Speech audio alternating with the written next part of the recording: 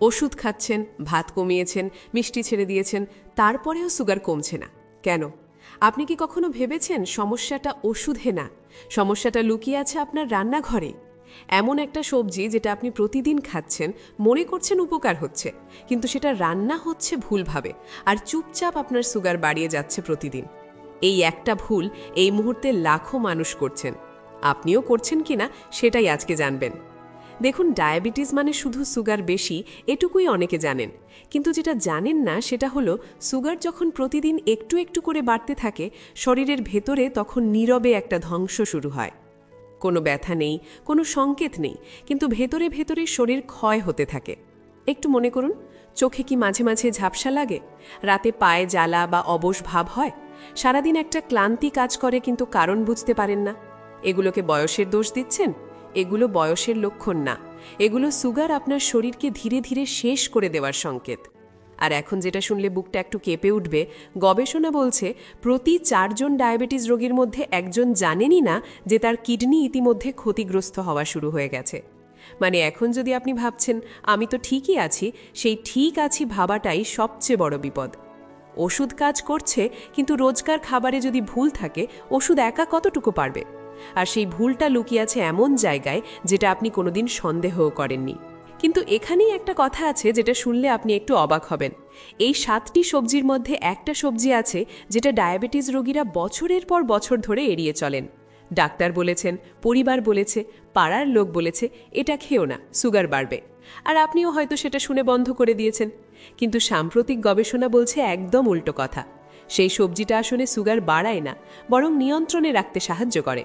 আর না খেয়ে আপনি বছরের পর বছর নিজেই নিজের ক্ষতি করে এসেছেন। সেই সবজিটার নাম একটু পরেই বলছি, তার আগে বাকি সবজিগুলো জানুন, কারণ প্রতিটার সাথে এমন একটা করে তথ্য আছে যেটা আপনি আগে কোথাও শোনেননি। ঠিক আছে, তাহলে শুরু করি। 1 নম্বর, করলা। মুখ বেঁকাবেন না এখনই। করলার ভেতরে এমন একটা উপাদান আছে যেটা আপনার শরীরে ঠিক ইনসুলিনের মতো কাজ করে, বিনা খরচে, বিনা পার্শ্ব প্রতিক্রিয়ায়। আপনার প্যানক্রিয়াস যে কাজটা ঠিকমতো করতে পারছে না, করলা সেই ফাঁকটা পূরণ করে। কিন্তু এখানেই ভুলটা হয়। তেলে ভেজে করলা খেলে এই পুরো উপকারটা নষ্ট হয়ে যায়। সেদ্ধ করুন, হালকা ঝোলে রান্না করুন, তাহলেই কাজ পাবেন। 2 নম্বর, মেথি শাক। এখানে একটু থামুন। মেথির বীজের কথা সবাই বলে, কিন্তু মেথি শাক, এটা অনেকে জানেন না। মেথি শাক রক্তে সুগার শোষণের গতি ধীর করে দেয়। মানে খাওয়ার পরে সুগার যে হঠাৎ লাফ দিয়ে ওঠে, সেই লাফটা মেথি শাক আটকায়। সপ্তাহে মাত্র 3 দিন খেলেই ফরক বুঝবেন। বীজ না পেলেও চলবে, শাকটাই যথেষ্ট।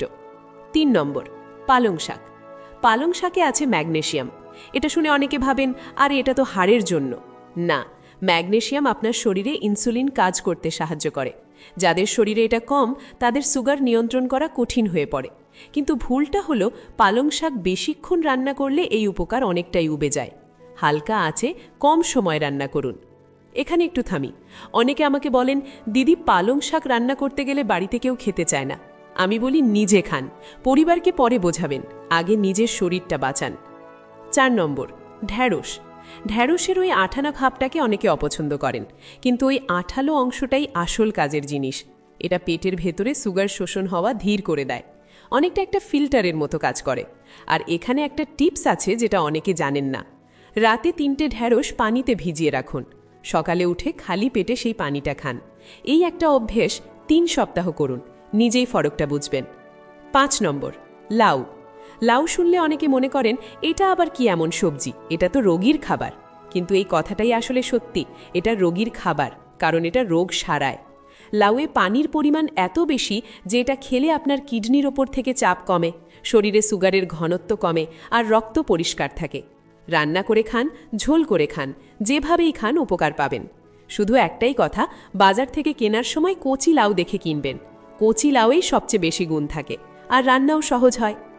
6 নম্বর, বাঁধাকপি। এই সবজিটা নিয়ে একটা সহজ কথা বলি। ডায়াবেটিসে অনেকের শরীর ইনসুলিন তৈরি করে, কিন্তু সেই ইনসুলিন কাজ করে না। মানে চাবি আছে কিন্তু তালা খুলছে না। বাঁধাকপি সেই তালাটা আলগা করে দেয়, ইনসুলিন তখন ঠিকঠাক কাজ করতে পারে।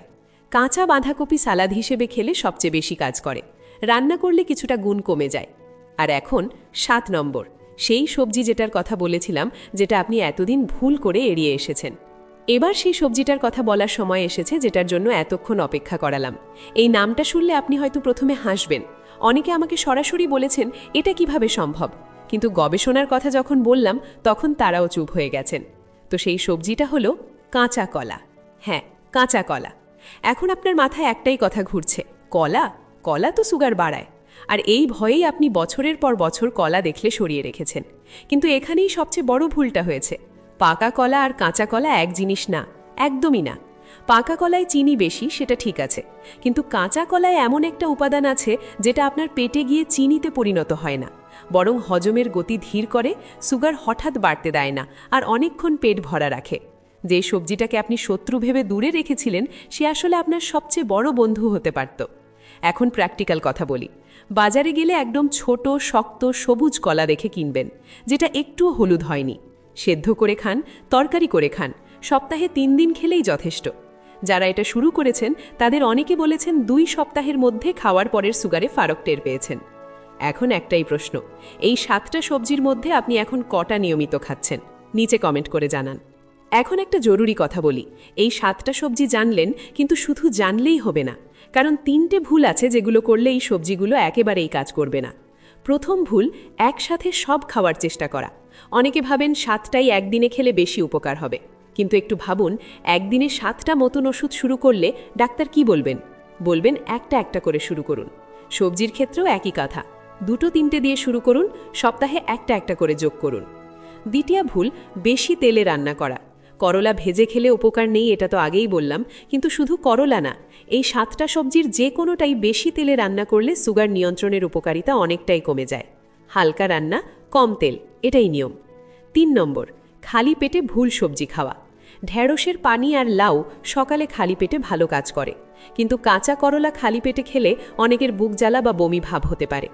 যদি কোনো সবজি খাওয়ার পরে পেটে অস্বস্তি, বুক জ্বালা বা মাথা ঘোরা অনুভব করেন, সেটা খালি পেটে খাওয়া বন্ধ করুন, খাওয়ার পরে খান। এই 3টে ভুল এড়িয়ে চললে তারপর যা হয় সেটা হলো আসল কথা। সঠিক নিয়মে 1 মাস খেলে বেশিরভাগ মানুষই টের পান সকালে উঠে শরীরটা আগের চেয়ে হালকা লাগছে, দুপুরের পরে যে ঘুম ঘুম ভাব আসত সেটা কমে আসছে। সবার ক্ষেত্রে একরকম নাও হতে পারে, কিন্তু সঠিক নিয়মে খেলে ফারাকটা টের পাবেনই। আর পরের বার ডাক্তারের কাছে গেলে রিপোর্ট দেখে নিজেই বুঝবেন কতটা পরিবর্তন এসেছে। তবে একটাই শর্ত, ওষুধ বন্ধ করবেন না। এই সবজিগুলো ওষুধের বিকল্প না, এগুলো ওষুধের সাথে মিলে কাজ করে। আর আজকে রাতেই একটা ছোট্ট কাজ করুন, 3টে ঢেঁড়স নিন, একটা গ্লাস পানিতে ভিজিয়ে রাখুন, কাল সকালে উঠে খালি পেটে সেই পানিটা খান। এটুকু দিয়েই শুরু হোক। এই একটা অভ্যেস, বাকিটা আপনি নিজেই বুঝে যাবেন। একটু থামুন, ভিডিও বন্ধ করার আগে মাত্র 1 মিনিট। আজকে যা জানলেন এটা অনেকে সারা জীবন জানেন না।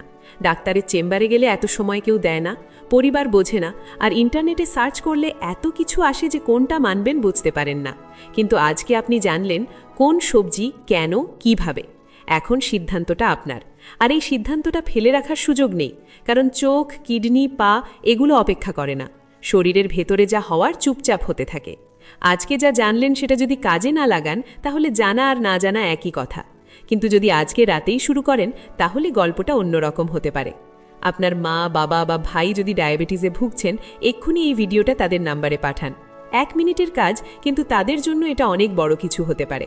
আর সাবস্ক্রাইব করুন, কারণ পরের ভিডিওতে বলবো সকাল 7টায় কোন সবজি খেলে সারা দিন সুগার নিয়ন্ত্রণে থাকে, আর রাতে কোনটা ভুলেও খাবেন না। ততদিন সুস্থ থাকুন, ভালো থাকুন।